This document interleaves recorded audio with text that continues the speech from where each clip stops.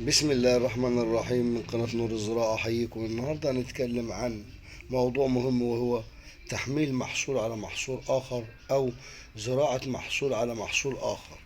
مثال زراعة بعض المحاصيل مثل الثوم والبصل حول أشجار الفاكهة والموز وأشجار الغابات، زراعة البصل والثوم على الموز، زراعة الفاصوليا والبطيخ على الموز، زراعة الفلفل أو الباذنجان أو الزراعة على الموز. سليم.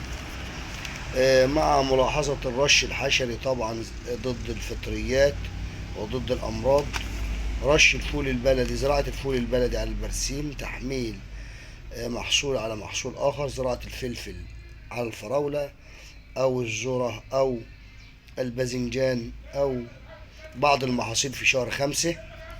الوقاية خير من العلاج، مثل رش التريبس، رش الدودة، العناكب، الاهتمام بجرعة أعفان جذور، جرعة أعفان نيماتودة، جرعة الدودة القاردة، حجم أو سماد، أو تحميل الذرة على محصول خضار في شهر من 2 إلى 6، أو تحميل محصول على محصول آخر لزيادة الإنتاج.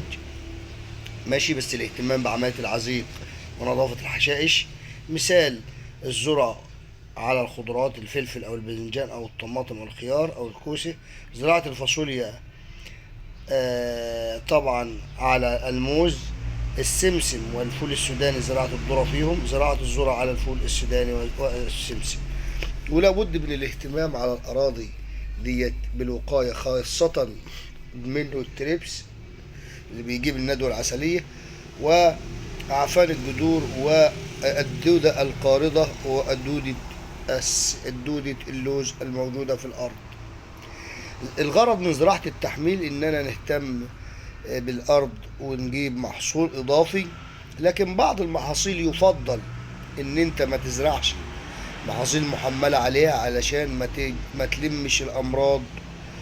بس أهم شيء الاهتمام، الوقاية من الحشائش، الوقاية من الأمراض الفطرية والآفات الحشرية زي المن والتربس والعناكب ودود القاردة والحفار. والسلام عليكم ورحمة الله.